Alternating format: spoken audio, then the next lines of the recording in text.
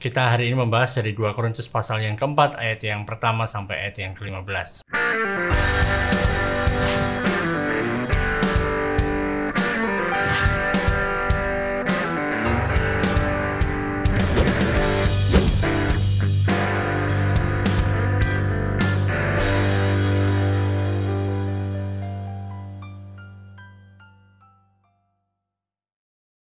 Di sini Rasul Paulus mengatakan ada satu permasalahan yang seringkali terjadi di dalam kehidupan orang-orang yang masuk di dalam pelayanan, dan ini ada satu bahaya, yaitu bahayanya adalah kalau orang tersebut menjadi tawar hati. Artinya sudah nggak ada rasa lagi gitu kan, waktu untuk melayani kayak semangatnya itu sudah tidak ada. Menjadi tawar hati di dalam kita melakukan panggilan yang diberikan Tuhan di dalam kehidupan kita, itu adalah satu hal yang sangat buruk dan sangat-sangat menyedihkan bagi kita. Dan panggilan untuk kita melakukan satu pelayanan penuh waktu, misalnya seperti yang dilakukan oleh Rasul Paulus ini, memang bisa diakui itu bukan suatu perkara yang mudah. Ada banyak sekali tantangan yang ada di sana. Mungkin kita pernah mendengar atau mungkin kita pernah melihat sendiri ada orang-orang yang mereka sebelumnya mereka pelayanan penuh waktu, tapi kemudian mereka meninggalkan pelayanannya untuk melakukan hal yang lain dengan berbagai macam alasan yang dia punya. Tetapi bisa juga kita bisa menemukan ada orang-orang yang tetap rajin dalam melakukan pelayanannya, mereka tetap ada setiap tugas yang diberikan kepada dia, misalnya di dalam gereja atau di dalam persekutuan yang dia miliki, dia tetap melakukan tugasnya. Orang-orang melihat, wah dia tetap hebat, tetap bisa melakukan tugasnya, tetapi hati orang itu sendiri merasa tawar, kayaknya sudah nggak ada gregetnya lagi, nggak ada semangatnya lagi untuk melakukan pelayanan ini. Semangat yang ada yang dulunya membara untuk memberitakan firman, untuk memberitakan Injil damai sejahtera ini, Injil kasih karunia ini, semangat awal-awalnya itu ada. Tapi kemudian setelah sekian waktu dan berbagai macam hal yang terjadi dalam kehidupannya, semangat untuk menyampaikan firman itu kepada orang lain itu sudah hilang. Tapi dia tetap melakukannya karena ya memang ya mau nggak mau harus dilakukan gitu. Tapi semangatnya tidak ada lagi. Terus jadi ada pertanyaan kan, bagaimana kalau seseorang itu sudah kehilangan semangat ini dan dia terus-menerus harus berkhotbah, harus menyampaikan firman, tapi di dalam hatinya sendiri dia merasa kayaknya semua yang aku lakukan ini nggak ada gunanya, gitu. Nggak berfungsi apa-apa, nggak ada gunanya apa-apa. Nah, ini adalah satu permasalahan yang bukan hanya terjadi pada masa sekarang ini saja, tapi juga merupakan satu permasalahan yang sudah ada sejak dari awal mulanya. Sejak awal mula adanya kekristenan, permasalahan semacam ini tuh ada. Buktinya Rasul Paulus menulis tentang hal ini. Dan di sini Rasul Paulus itu mengungkapkan seperti ada 3 hal yang bisa membuat kita sepertinya kita harus menghadapinya saat kita berada di dalam satu pelayanan. Dan 3 hal ini akan selalu muncul. Dan itu kalau kita termakan akan 3 hal ini, maka kita bisa menjadi orang-orang yang tawar hati. Apa saja 3 hal ini yang seringkali bisa menjadi kita, istilahnya dalam bahasa Inggrisnya adalah discourage gitu kan, kayak sudah nggak ada semangat, kayak lemes untuk melakukan pelayanan. Mengapa? Yang pertama, adanya sikap masa bodoh dari orang-orang yang kita layani.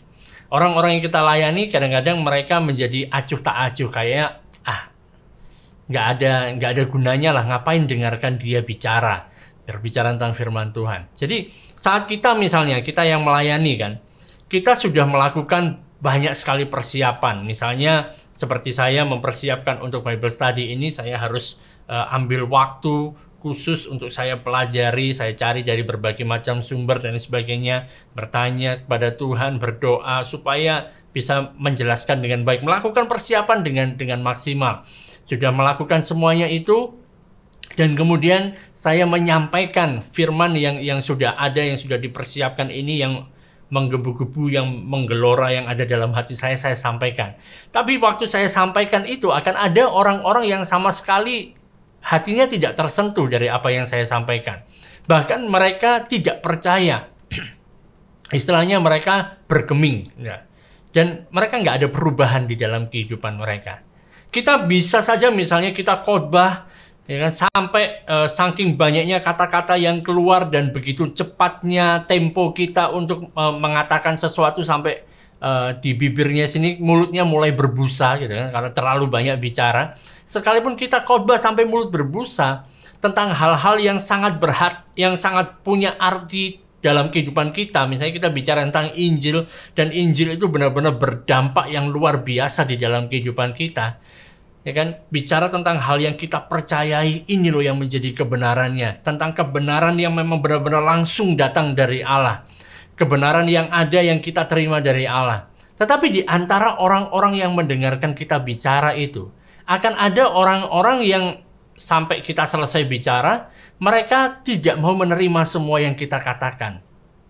Mereka seakan-akan, kayak acu tak acu, ini bukan suatu hal yang penting, atau bahkan mereka tidak menerima apapun juga. Jadi kadang-kadang hal yang semacam ini saat kita melihat apa yang terjadi, respon dari orang-orang yang mendengar kita, itu kayak bisa membuat orang untuk menjadi tawar hatinya. Ngapainlah aku sudah persiapan segitu banyak, aku sudah melakukan yang terbaik, ternyata nggak ada yang mendengarkan misalnya. Atau mungkin contoh gampangnya gini lah.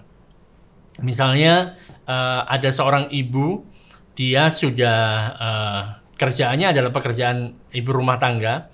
Misalnya dia lagi mempersiapkan makanan yang istimewa untuk makan malam misalnya. Si ibu ini sudah masak, dia sudah persiapkan mulai dari pagi-pagi, dia sudah siapkan semuanya karena masakan ini menurut dia adalah masakan yang istimewa. Jadi sepanjang hari itu dia bekerja, dia persiapkan, dia masak. Tapi kemudian setelah makanannya sudah siap untuk dihidangkan, begitu dihidangkan dengan keluarganya, mereka ini tidak makan dengan lahap. Bahkan ada salah satu anaknya mungkin sama sekali tidak mau menyentuh makanan ini. Kira-kira seperti apa perasaan dari seorang ibu itu? Dia sudah usahakan yang terbaik, dia mau masak yang paling enak, tapi kemudian orang-orang yang diberi makan oleh dia tidak menghargai hasil masakannya.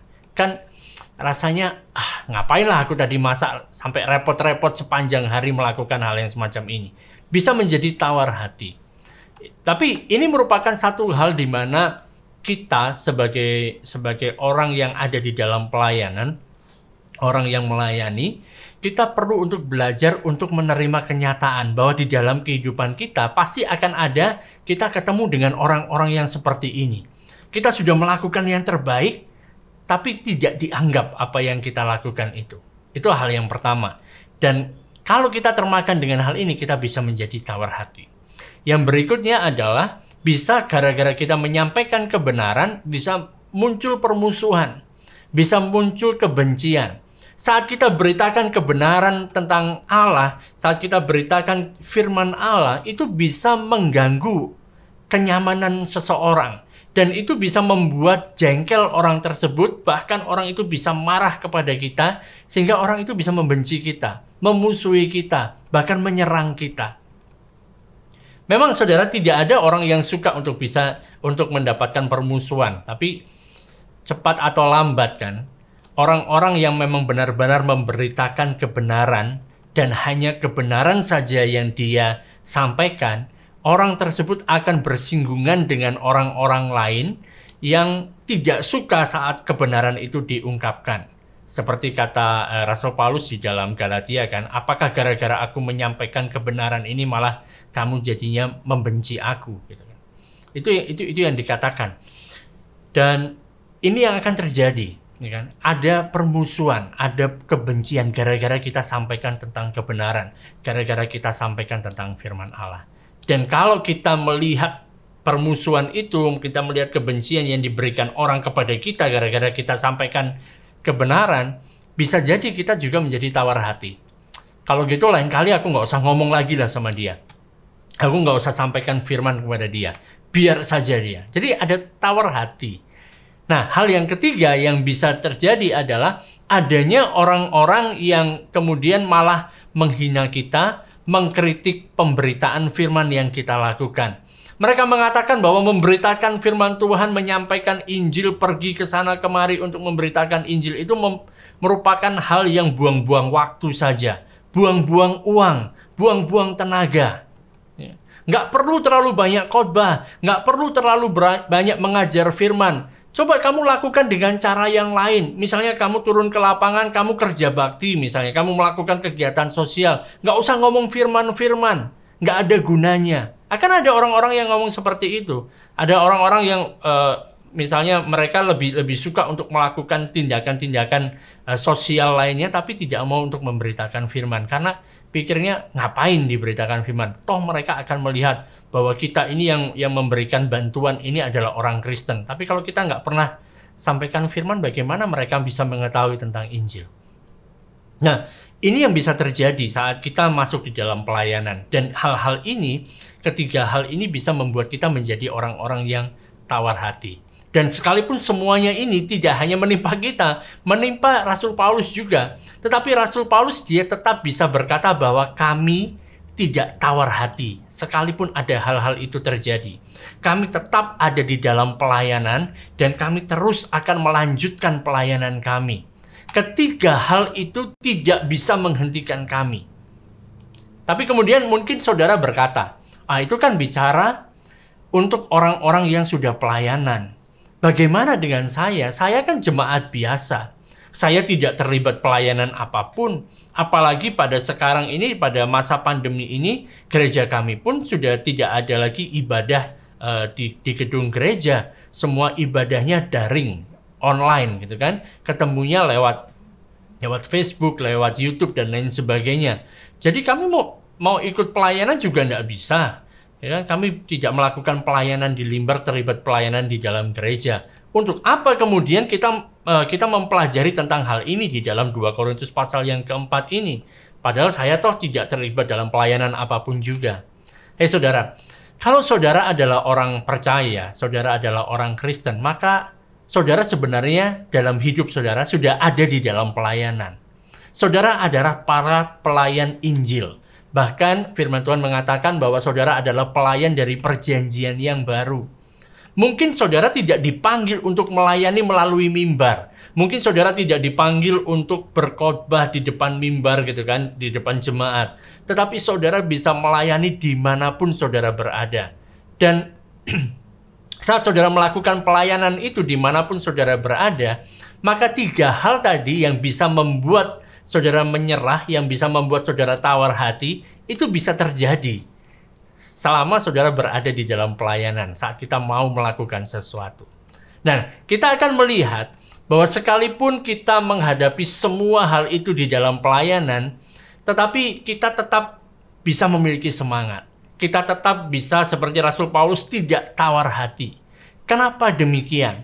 Yang pertama alasannya adalah kita perlu untuk menemukan bahwa pelayanan yang kita miliki ini, apapun bentuknya itu, pelayanan yang kita miliki, itu kita dapatkan oleh karena kemurahan Allah.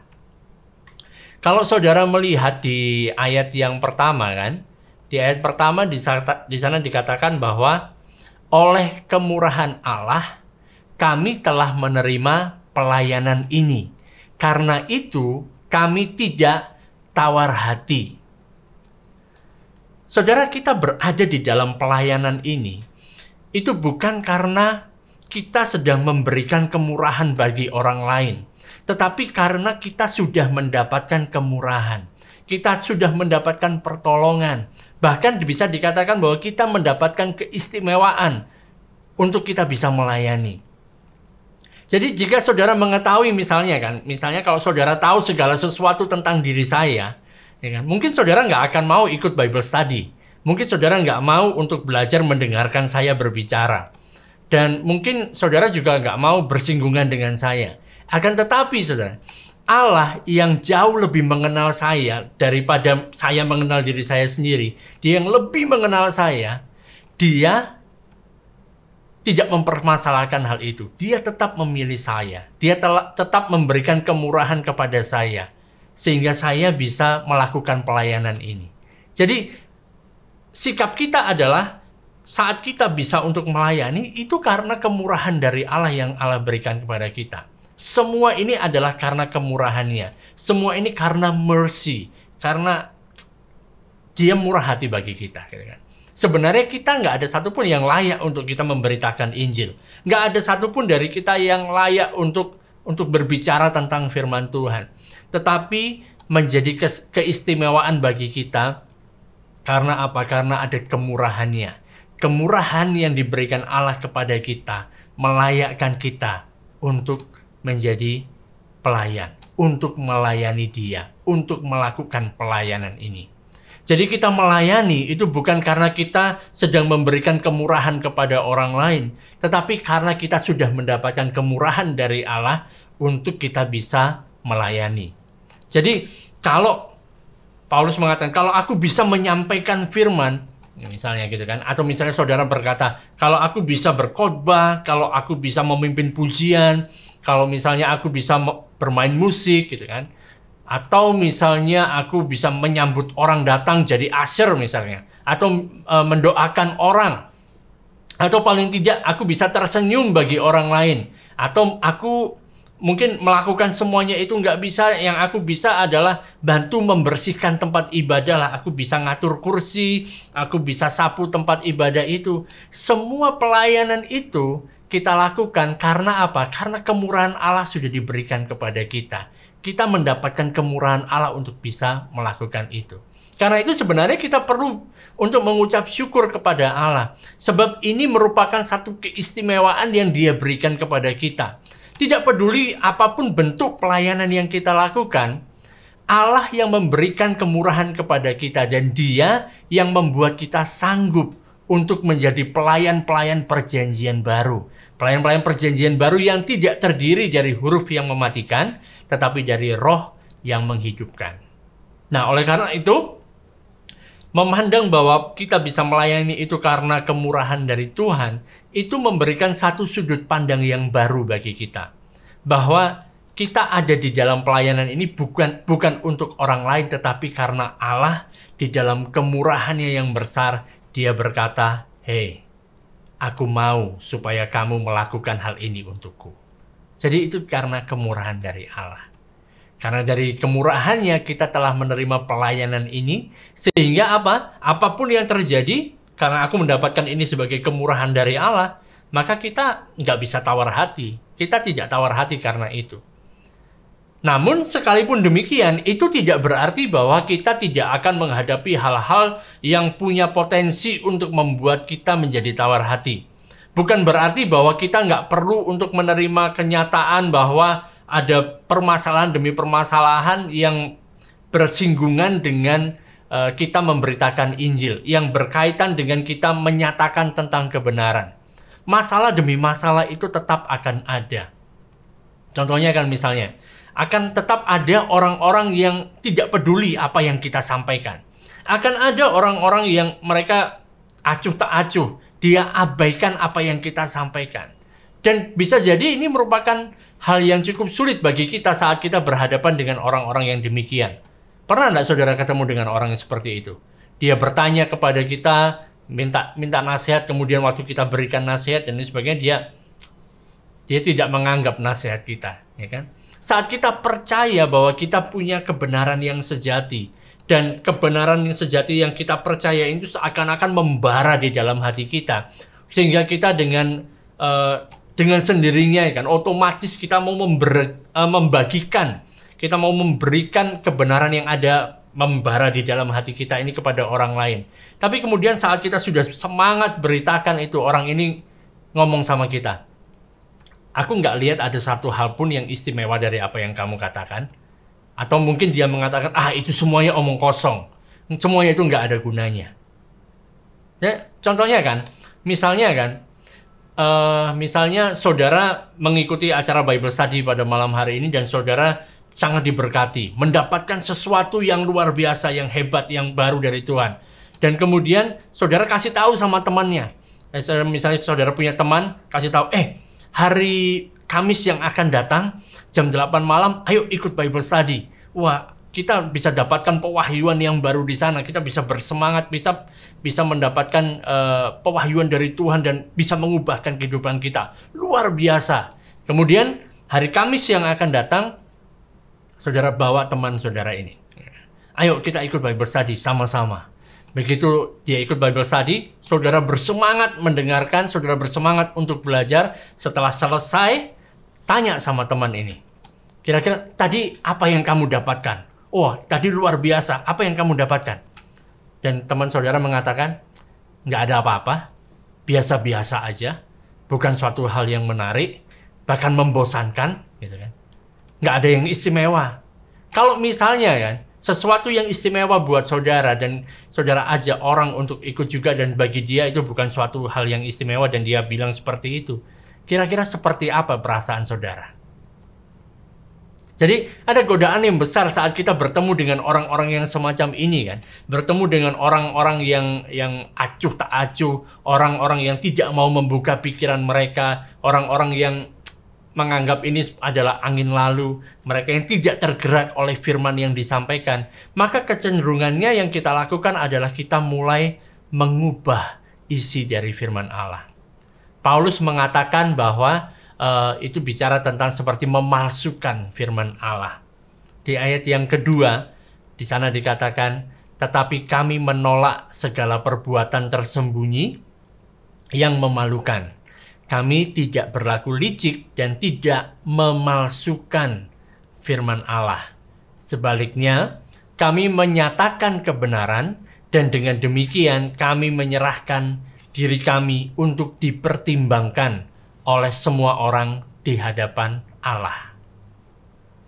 Saudara, saat ada orang yang nggak bereaksi terhadap pemberitaan Injil yang kita lakukan, ada orang yang tidak bereaksi terhadap pembelajaran Alkitab yang kita lakukan yang sebagaimana adanya, maka akan ada kecenderungan atau ada godaan bagi kita untuk kita mengubah firman Allah. Tujuannya adalah untuk menyenangkan para pendengarnya.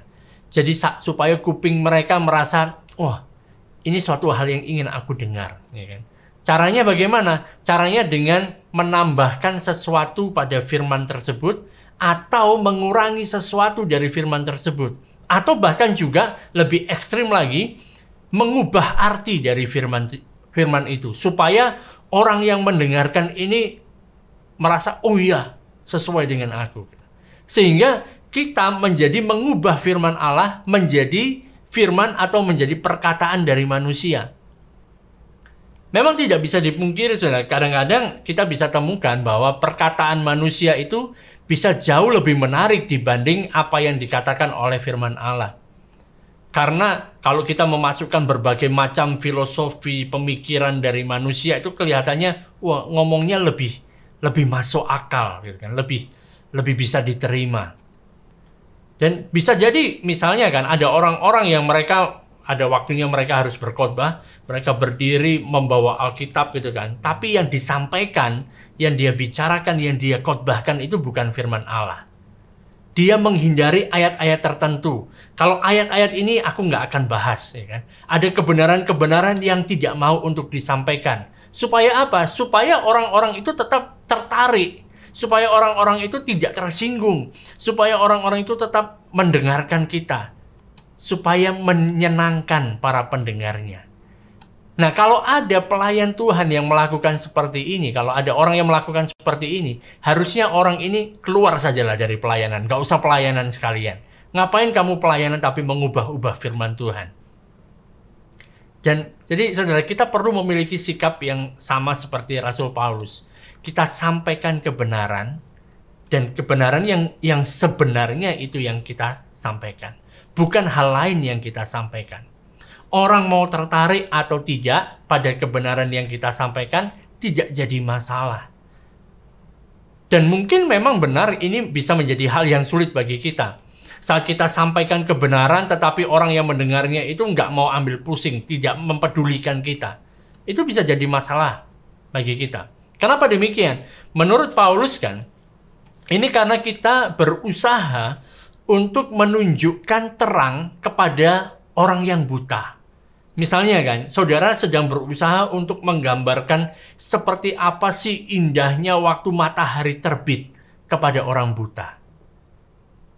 Orang buta itu tidak memahami tentang hal ini. Dia tidak mengerti seperti apa sih indahnya matahari terbit. Paulus mengatakan di ayat yang ketiga, jika Injil yang kami beritakan masih tertutup juga, maka ia tertutup juga untuk mereka yang akan binasa. Ayat 4, yaitu orang-orang yang tidak percaya, yang pikirannya telah dibutakan oleh ilah zaman ini, sehingga mereka tidak melihat cahaya Injil tentang kemuliaan Kristus yang adalah gambaran Allah. Jadi bukan karena pikiran mereka tidak sampai, bukan karena orang-orang yang kita sampaikan kebenaran ini, kita sampaikan firman Allah ini kurang berpendidikan, atau mungkin ada satu hal yang salah dengan kepala mereka gitu kan, sehingga mereka tidak bisa memahami ini. Tetapi karena mereka itu buta, bukan karena mereka nggak mau melihat, tetapi memang karena mereka tidak bisa melihat. Cahaya yang kelihatan begitu jelas bagi kita, sehingga kita mau menyampaikan, ini terang sekali, ini indah sekali, ini bagus sekali. Bagi mereka nggak bisa lihat karena mereka buta, gitu kan. Sehingga kita heran waktu kita sampaikan, ini loh jelas sekali, terang sekali. Kita heran kenapa mereka nggak bisa melihatnya. Karena mereka buta, bukan buta secara fisik, tapi buta secara mental. Buta secara jiwa atau rohnya menjadi buta. Pikiran mereka menjadi buta. Pikiran mereka menjadi gelap. Tidak bisa melihat apapun juga. Tidak bisa melihat terang. Mungkin bisa jadi orang-orang ini adalah orang-orang yang pandai, bukan orang bodoh. Mungkin IQ mereka tinggi. Mungkin pendidikannya jauh lebih tinggi daripada kita. Tetapi mereka berada dalam keterikatan. Mereka seperti ada selubung yang menutupi mata mereka sehingga terjadi kebutaan. Dan itulah yang menjadi permasalahan utamanya. Paulus di sini mengatakan sepertinya begini, di dalam kehidupan kita, di dalam dunia ini, di antara manusia ini, itu seakan-akan ada dua ilah atau dua Allah yang berperan. Jadi Paulus mengatakan ada ilah zaman ini. Ilah dan Allah itu hampir sama ya. Ilah zaman ini. Dan juga yang satu lagi adalah Allah dan Bapa Tuhan kita Yesus Kristus. Jadi ada dua figur ini yang berkuasa gitu kan. Jadi semua orang yang ada di dunia ini ada di dalam genggaman atau ada dalam cengkraman salah satunya. Ada orang-orang yang berada di dalam kekuasaan ilah zaman ini, ada juga orang-orang yang berada di dalam Kristus, yang ada di dalam Allah Bapa Tuhan kita Yesus Kristus. Jadi orang-orang yang ada di dalam Kristus, mereka bisa melihat cahaya Injil. Mereka bisa melihat tentang kemuliaan Kristus yang adalah gambaran dari Allah. Sedangkan ilah zaman ini kan, orang-orang yang ada di sana, mereka tidak bisa melihatnya.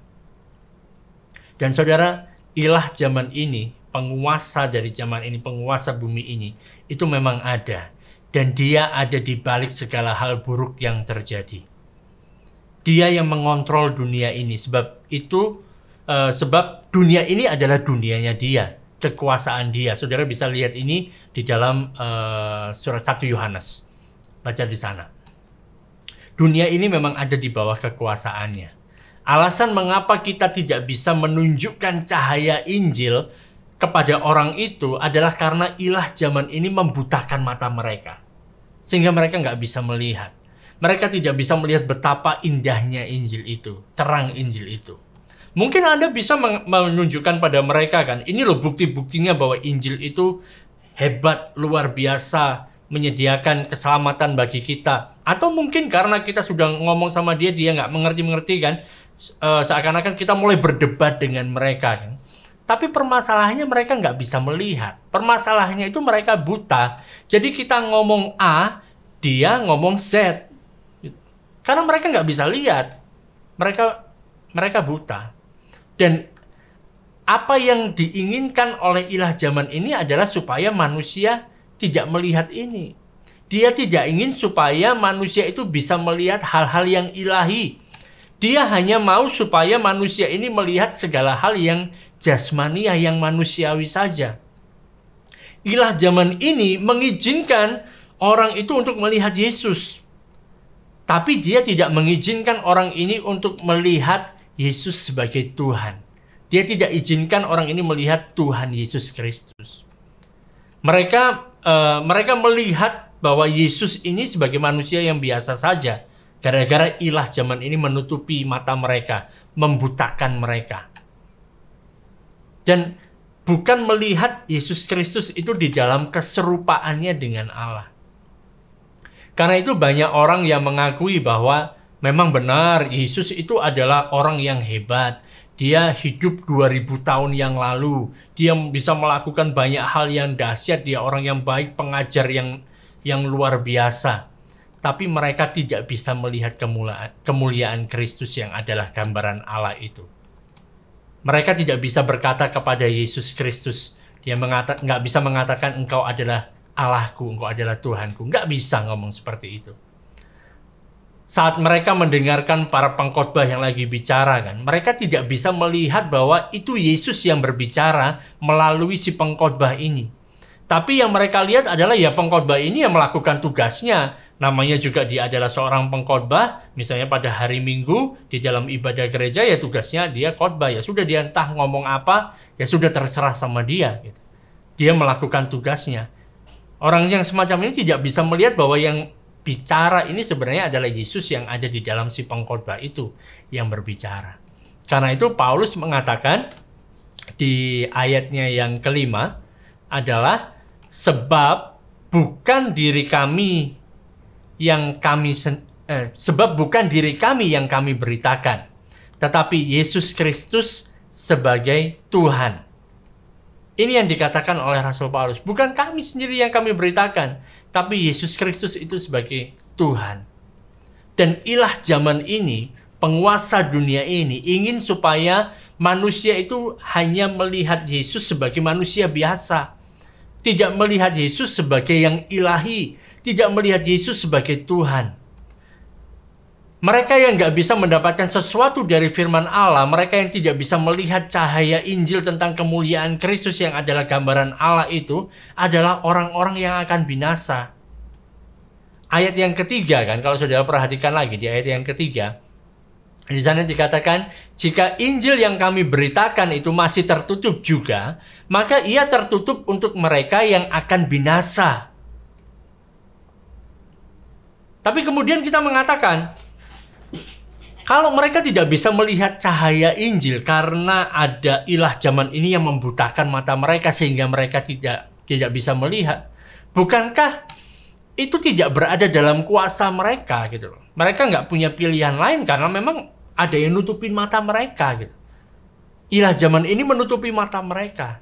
Tapi saudara, menurut kitab suci, ilah zaman ini itu hanya bisa membutakan pikiran orang-orang yang tidak percaya. Di ayat yang keempat saudara bisa temukan, yaitu orang-orang yang tidak percaya, yang pikirannya telah dibutakan oleh ilah zaman ini, sehingga mereka tidak melihat cahaya Injil tentang kemuliaan Kristus yang adalah gambaran Allah. Jadi gara-gara mereka tidak percaya lebih dulu, maka kemudian ilah zaman ini menutup mata mereka. Sehingga mereka tidak bisa melihat cahaya kemuliaan Kristus ini, terang Injil ini. Jadi ada satu titik di dalam kehidupan orang yang seperti ini kan, dalam hidup orang ini, mereka sudah mendengar firman dari Allah, mereka mendengar pemberitaan Injil, tapi kemudian mereka memutuskan, aku nggak percaya. Orang ini telah mendengar tentang kebenaran, dia telah mendengar sesuatu dari Allah, dan bahkan kalau kita membaca mulai dari surat Roma kan, kita akan temukan bahwa sebenarnya semua umat manusia ini, mereka telah mendengar sesuatu tentang Allah. Mereka telah mendengar kebaikan Allah. Mereka telah mengetahui bahwa ada Allah yang baik, Allah yang menciptakan segala sesuatu. Mereka mendengar ini satu dari hati nurani mereka. Yang kedua, mereka bisa melihat tentang adanya Allah yang luar biasa ini dari ciptaan yang dilakukan oleh Allah. Atau ada orang percaya, ada orang Kristen yang datang pada mereka menyampaikan Injil. Atau mungkin mereka coba-coba baca Alkitab, sehingga mereka mendapatkan kebenaran tentang hal ini. Semua orang sebenarnya telah mendengar suatu kebenaran dari Allah dalam porsinya masing-masing. Dan kemudian mereka memutuskan untuk tidak mau percaya. Hasil dari mereka yang tidak mau percaya itu, itulah yang menempatkan diri mereka sendiri pada tangan ilah zaman, yang kemudian tangan ilah zaman ini membutakan mereka, menutupi mata mereka sehingga mereka tidak bisa melihat kebenaran. Sehingga sejak saat itu yang dia lihat adalah segala hal yang berkaitan tentang jasmani, segala hal yang berkaitan tentang sisi manusiawi saja dari kekristenan. Mereka melihat bahwa kekristenan itu tidak ada satu hal yang ilahi di sana. Hanya kumpulan orang-orang yang punya agama namanya agama Kristen. Orang-orang yang berusaha untuk melakukan kebaikan, tapi kemudian rupanya mereka juga jatuh bangun waktu berusaha melakukan kebaikan. Nah, kalau ini yang terjadi, pertanyaannya adalah bagi orang-orang yang matanya sudah dibutakan oleh ilah zaman ini, apakah tidak ada harapan lagi bagi mereka? Kan jadi pertanyaan begitu. Kalau orang-orang ini sudah nggak bisa melihat, bukan karena pilihan mereka sendiri, tapi karena mata mereka ditutupi oleh ilah zaman ini.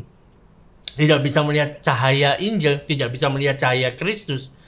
Terus, apakah mereka nggak punya harapan lagi?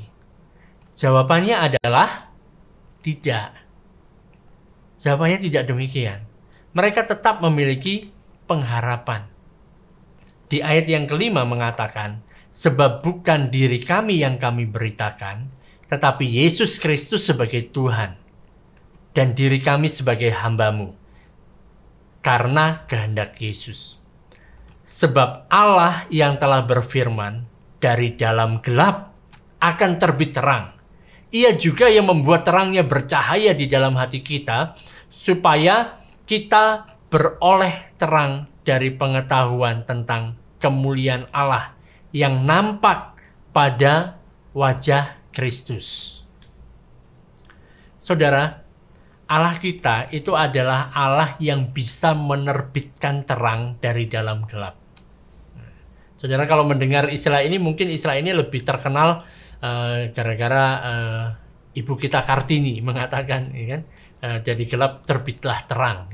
Tapi sebenarnya Allah kita lah yang bisa menerbitkan terang dari dalam gelap.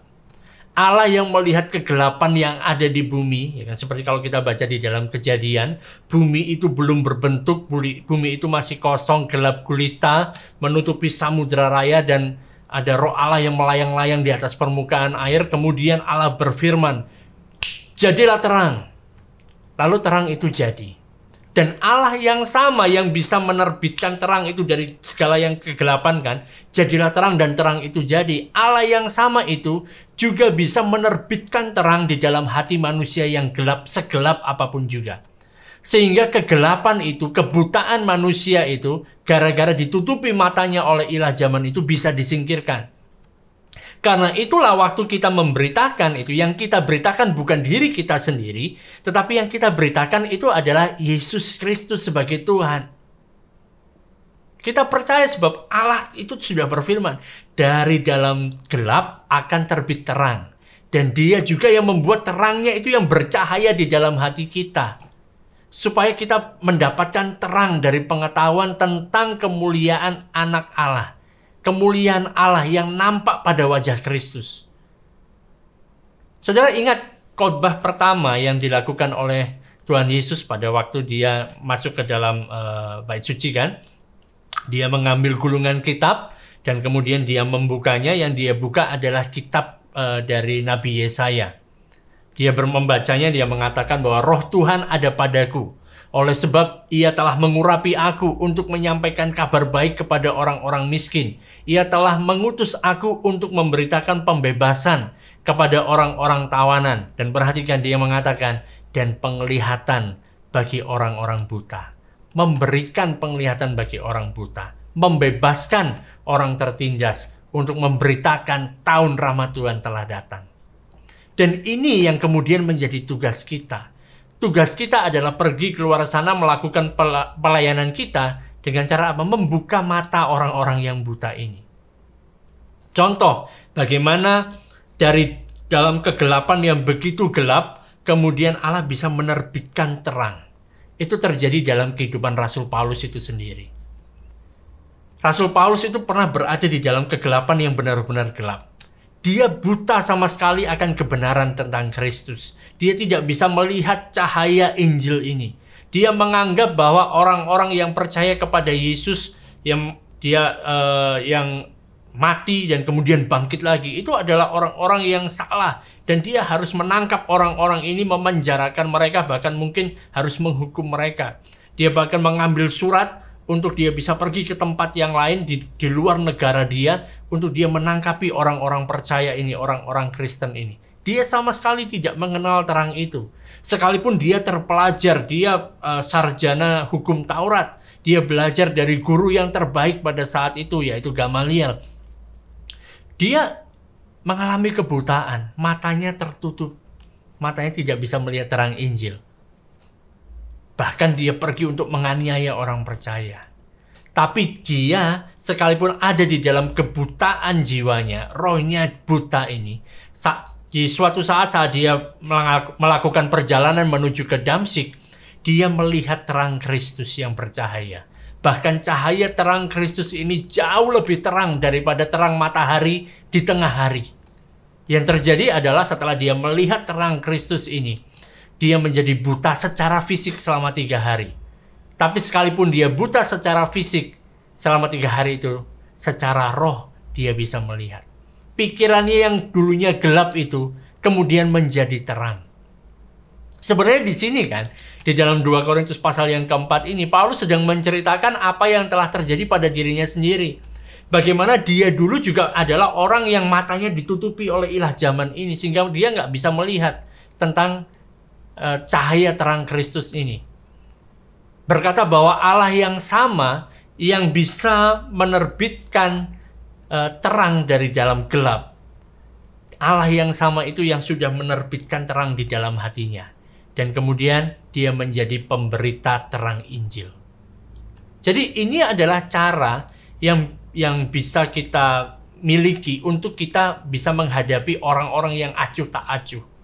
Orang-orang yang tidak mau mempedulikan kebenaran. Orang-orang yang tidak menganggap kebenaran. Dan sekarang menjadi giliran kita untuk bisa menjadi terang dunia. Tuhan Yesus pernah mengatakan bahwa akulah terang dunia. Tapi kemudian dia berkata kepada murid-muridnya, kamu adalah terang dunia. Jadi saudara dan saya, kita yang ada di dalam Kristus, kita adalah terang dunia. Jadi sekalipun kita berada di dalam dunia yang gelap, ada orang-orang yang dibutakan sehingga mereka tidak bisa melihat Allah di dalam Kristus, kita ada di tengah-tengah mereka dengan membawa terang Injil. Itu saat berhadapan dengan orang-orang yang acuh tak acuh tentang pemberitaan kebenaran tentang Injil. Lalu bagaimana kalau misalnya kita mendapatkan permusuhan? Bagaimana kalau misalnya gara-gara kita sampaikan itu ada kebencian? Saat kita sampaikan kebenaran, mungkin orang akan menerima sampai satu batasan tertentu yang cocok untuk dia. Ya kan? Kalau kamu ngomong tentang hal ini, oke lah, aku bisa terima. Jangan dilanjutkan lebih banyak lagi.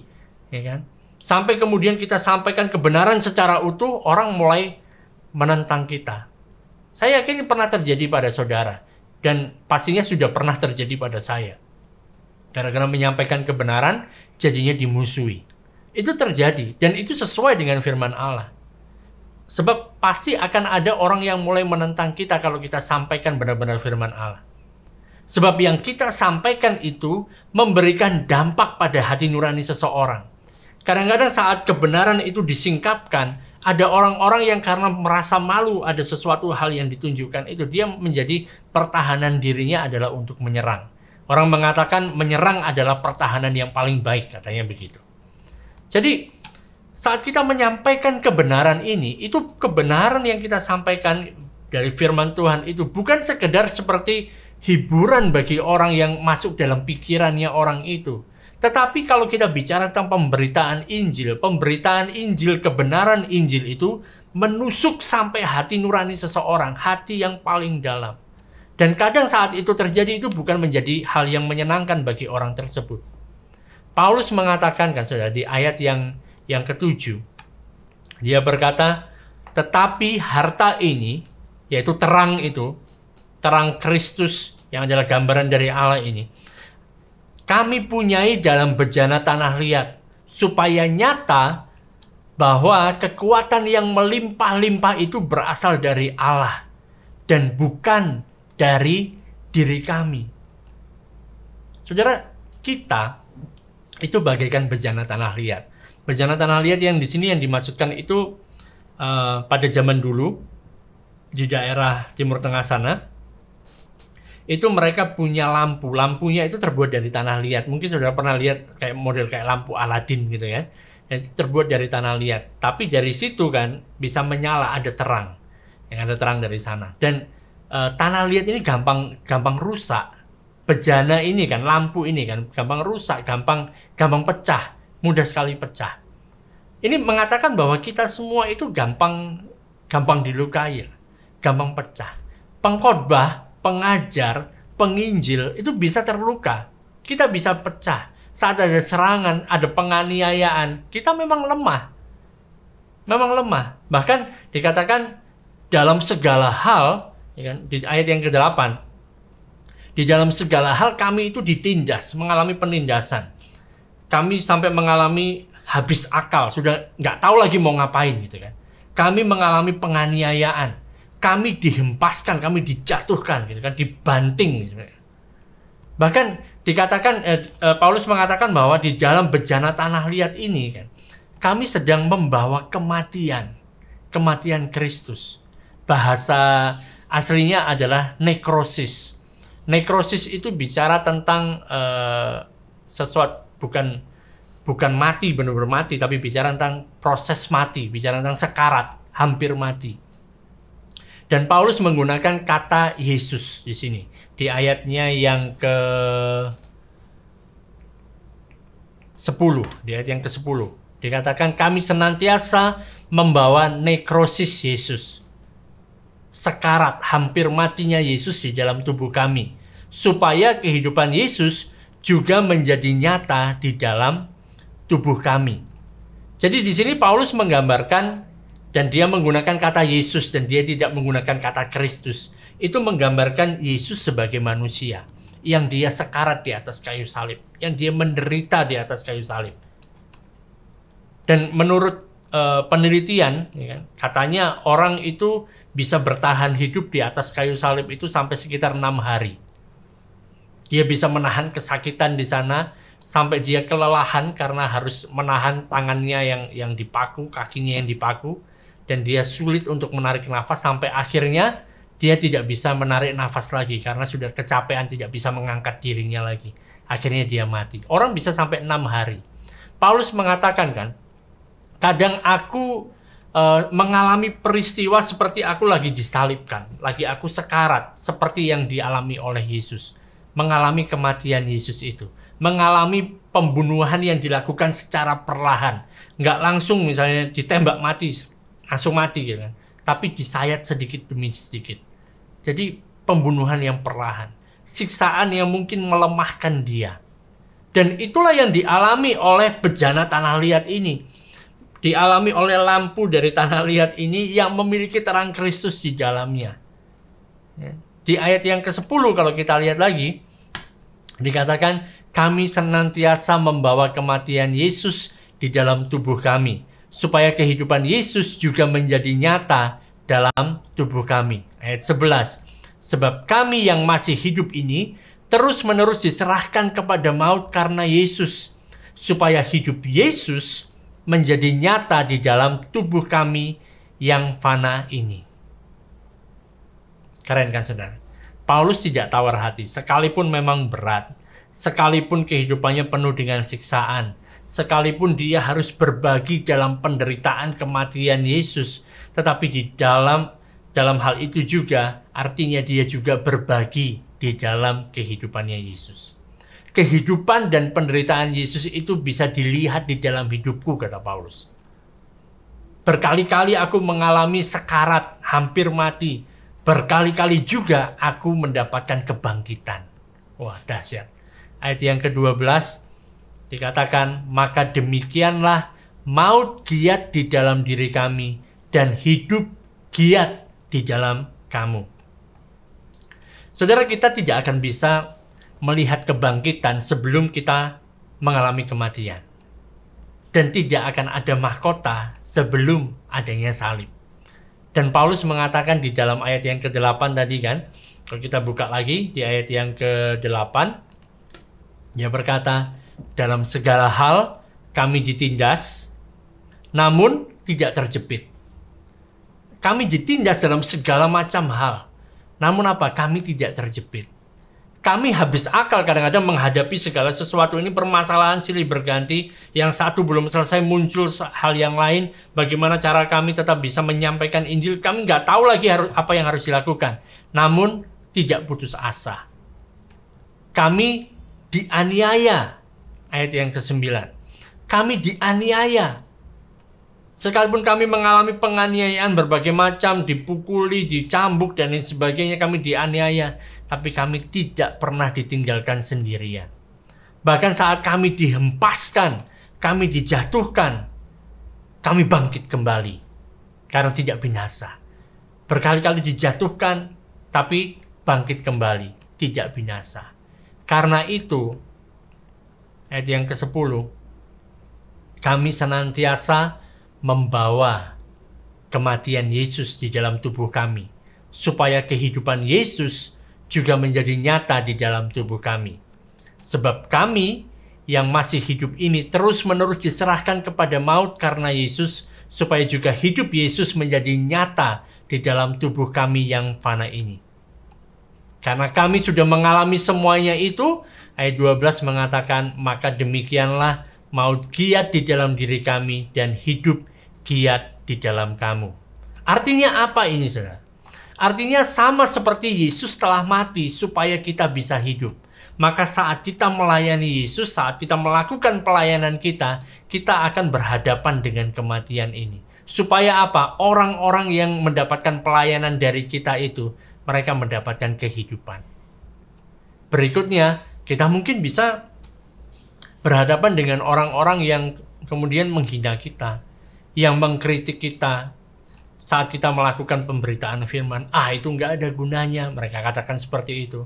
Mereka katakan ini buang-buang waktu. Ngapain buang-buang uang, buang-buang tenaga, harus pergi ke tempat yang jauh memberitakan Injil di sana. Kan orang-orang di sekitarmu itu juga ada, kenapa harus pergi ke tempat yang lain? Ya kan? Apa gunanya semuanya itu? Injil itu kan sekedar kata-kata saja. Bahkan kalau didengarkan, Injil itu seperti sebuah cerita yang sama sekali nggak masuk akal. Bagaimana bisa masuk akal? Masa dikatakan bahwa 2000 tahun yang lalu ada orang yang namanya Yesus, dia dilahirkan dari perawan, itu aja sudah nggak masuk akal. Kemudian dia menjalani kehidupannya di dunia ini sampai 33 tahun. Setelah itu dia mati di atas kayu salib. Waktu dia mati, semua dosamu, semua dosaku sudah ditanggung oleh dia. Kemudian dia mati. Dia dikuburkan. Tapi 3 hari kemudian dia bangkit kembali. Dan kalau kamu percaya bahwa Yesus itu telah bangkit dari kematian, dan kamu menerima dia sebagai Tuhanmu, mengakui dia sebagai Tuhanmu, maka kamu mendapatkan keselamatan. Kan nggak masuk akal sama sekali. Kok bisa tahu waktu dia tergantung di atas kayu salib itu, dia menanggung dosa-dosa kita? Dari mana logikanya? Nggak masuk akal. Ada orang-orang yang ngomong seperti itu, saudara. Mengapa kamu terus-menerus melakukan hal ini? Mengapa kamu harus penginjilan? Mengapa kamu harus melayani? Kan itu semuanya nggak ada gunanya. Pertama, saudara, mengapa kita melakukan ini? Karena iman yang kita miliki ini, jenis iman yang kita miliki itu, merupakan satu jenis iman yang, atau jenis kepercayaan yang tidak bisa membuat kita diam saja. Kita punya satu roh iman yang membuat kita nggak bisa diam saja. Ayat yang ke-13, di sana dikatakan, namun karena kami memiliki roh iman yang sama, seperti ada tertulis, aku percaya, yang tertulis dalam Mazmur, sebab itu aku berkata-kata. Maka kami juga percaya, dan sebab itu kami juga berkata-kata. Saudara, ada jenis kepercayaan, ada jenis iman di mana yang kita percaya itu nggak perlu kita beritahukan kepada orang lain. Mungkin kita percaya, misalnya percaya pada tokoh politik tertentu gitu kan, dan kita nggak perlu sampaikan pada orang lain gitu. Tetapi yang kita percayai di sini, iman yang kita miliki di dalam Kristus itu satu iman yang gara-gara aku percaya akan hal ini, itu adalah sesuatu hal yang harus diungkapkan, harus dibagikan gitu. Kita percaya dan ini harus dibagikan. Kalau kita cuma percaya dan kita nggak mau bagikan, itu sebenarnya bukan suatu iman yang sejati. Bukan suatu kepercayaan yang sejati, karena untuk diri kita saja. Sebab iman yang dikatakan di dalam perjanjian baru, itu adalah iman yang kemudian begitu kita sudah punya iman ini, kita akan perkatakan. Kita percaya dalam hati, dan kita mengaku dengan mulut kita, maka kita diselamatkan. Bukan sekedar kita percaya dalam hati saja. Tapi kepercayaan yang kita miliki di dalam hati ini, karena kita memiliki jenis iman yang seperti ini, maka iman ini akan keluar dari mulut kita. Keluar di dalam bentuk pengakuan kita. Dan itulah iman yang menyelamatkan.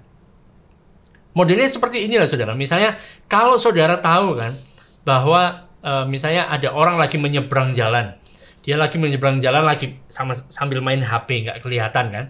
Dan saudara tahu di sebelah sana misalnya dari sebelah sisi sebelah kiri atau sebelah kanan ada mobil yang sedang melaju dengan kencang. Saudara tahu bahwa kalau dibiarkan saja orang ini menyeberang dan mobil ini lewat, pasti akan tamatlah riwayat orang yang main HP ini. Jadi kita tahu tentang hal itu. Orang ini nyebrang dengan enaknya sambil ketawa-ketawa main HP. Maka kita yang melihat itu, kita yang mengetahui dan kita percaya kalau mobil ini sampai nabrak dia pasti mati. Kita akan berteriak, kita akan mengingatkan orang itu. Jangan maju lagi atau mundur. Atau lihat ke kanan atau lihat ke kiri. Kita peringatkan orang ini. Dan ini hal yang sama. Kita percaya, oleh karena itu kita berkata-kata.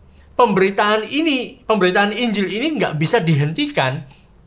Karena apa? Orang yang memberitakannya itu memang adalah orang-orang yang percaya kepada Injil. Alasan berikutnya, mengapa kita terus memberitakan Injil adalah di ayat yang ke-14. Karena kami tahu bahwa Ia yang telah membangkitkan Tuhan Yesus akan membangkitkan kami juga bersama-sama dengan Yesus. Dan Ia akan menghadapkan kami bersama-sama dengan kamu kepada dirinya. Saudara, ini merupakan hal yang terbesar yang bisa kita lakukan untuk orang lain. Yaitu membawa mereka kepada kebangkitan. Membawa mereka bahwa nanti suatu saat nanti, waktu ada kebangkitan semua orang ini, maka kita sama-sama berdiri di hadapan Kristus. Nah, tapi tetap akan ada orang-orang yang skeptis. Mereka mengatakan, itu kan jauh di masa yang akan datang. Bagaimana dengan yang sekarang? Kan masa datang kita sudah nunggu kan. Semua orang sudah menunggu kapan itu saatnya waktu Yesus datang kembali. Sudah 2000 tahun dia belum datang-datang lagi. Katanya segera datang. Sampai sekarang belum datang-datang. Itu masih nggak tahu kapan datangnya. Bagaimana dengan sekarang ini? Kan kita hidup pada masa sekarang ini. Memang nanti kita hidup di masa yang akan datang. Tapi saat ini bagaimana? Saat ini ada 3 hal yang bisa terjadi. Yang pertama adalah kasih karunia. Yang kedua, bicara tentang ucapan syukur. Dan yang ketiga adalah tentang kemuliaan. Di ayat yang ke-15, di sana dikatakan, sebab semuanya itu terjadi oleh karena kamu, supaya kasih karunia yang semakin besar berhubung dengan semakin banyaknya orang yang menjadi percaya, menyebabkan semakin melimpahnya ucapan syukur bagi kemuliaan Allah. Saudara, yang kita lakukan adalah sebenarnya kita perlu hanya menyebarkan tentang kasih karunia ini.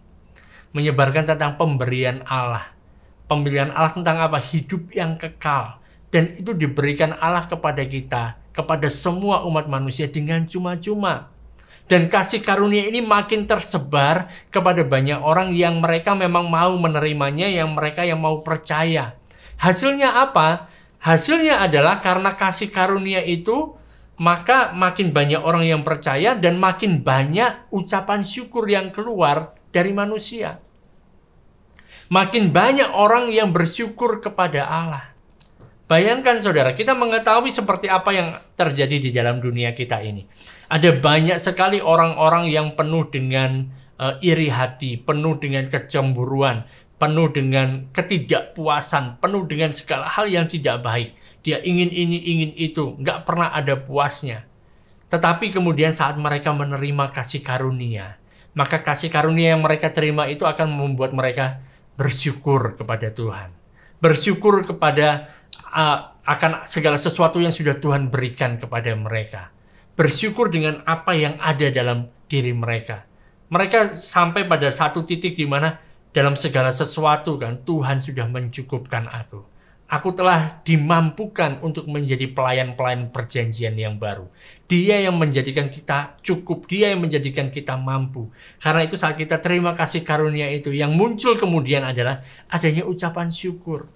Dan ucapan syukur yang dikeluarkan ini, yang muncul ini, mengarah kepada apa? Mengarah kepada kemuliaan bagi Allah. Sehingga kita bisa menggunakan mulut kita yang untuk memberitakan Injil ini. Kita beritakan Injil, kita pancarkan terang Kristus ini, terang Injil Kristus ini, supaya apa? Mulut orang lain yang menerima ini, mereka bisa memuji Allah. Dan ini adalah bagaimana cara kerjanya Allah melalui kita, melalui manusia, dengan menggunakan mulut kita. Kita memberitakan kasih karunia kepada orang lain, supaya mulut mereka bisa terbuka, sehingga mereka mengucap syukur. Untuk apa? Untuk kemuliaan Allah. Sehingga siklus ini menjadi genap. Karena diawali dari sorga, diawali dari Allah, kembali ke Allah lagi. Kembali ke sorga lagi. Jadi kesimpulan yang bisa kita ambil dari pelajaran kita dalam 2 Korintus ini, dan ini adalah bahwa segala sesuatu itu pusatnya adalah Allah. Kata kunci di sini adalah Allah. Segalanya dimulai dari kemurahan Allah, sehingga kita punya pelayanan ini, ya kan? Kita mendapatkan kemurahan untuk melakukan pelayanan ini. Dalam pelayanan itu kita memberitakan Kristus di dalam keserupaannya dengan Allah. Kita menyerahkan diri kita saat menyampaikan kebenaran itu supaya diri kita dipertimbangkan oleh hati nurani semua orang di hadapan Allah. Dan semuanya itu kita lakukan seperti di dalam bejana tanah liat. Sehingga terang atau kuasa yang dahsyat yang kita pancarkan itu, yang kita munculkan itu bisa benar-benar terlihat ini pasti berasal dari Allah. Ini pasti bukan dari manusia. Sebab kalau melihat dari manusianya ada banyak sekali kelemahan. Tapi kemudian ada hal yang dahsyat, ada cahaya yang begitu gilang gemilang ini. Ada Kristus yang terpancar ini pasti berasal dari Allah. Supaya apa? Supaya semua orang itu bisa mengucap syukur. Bisa memberikan kemuliaan bagi Allah. Sehingga nggak heran, mereka yang hanya bisa melihat dari sisi manusiawi saja, mereka akan mengatakan, melakukan ini buang-buang waktu. Ada orang-orang yang acuh tak acuh terhadap pemberitaan Injil ini. Ada orang-orang yang mungkin akan memusuhinya, melihatnya sebagai suatu hal yang sia-sia. Sebab apa? Sebab mereka tidak melihat sisi ilahinya. Sebab mereka tidak bisa melihat tentang Allah. Akan tetapi, saudara, semuanya ini berasal dari Allah dan akan kembali kepada Allah. Ingat bahwa kita mempercayai Allah yang bisa menerbitkan terang dari dalam gelap. Jadi tidak ada hal yang mustahil. Dan kita melakukan semuanya ini karena kemurahannya yang begitu besar di dalam kehidupan kita. Nah, ini yang bisa saya sampaikan pada kesempatan kali ini. Kita akan berjumpa lagi hari Kamis yang akan datang jam 8 malam waktu Indonesia Barat. Saya akan teruskan di pasal yang keempat ini dari ayat yang ke-16 dan seterusnya.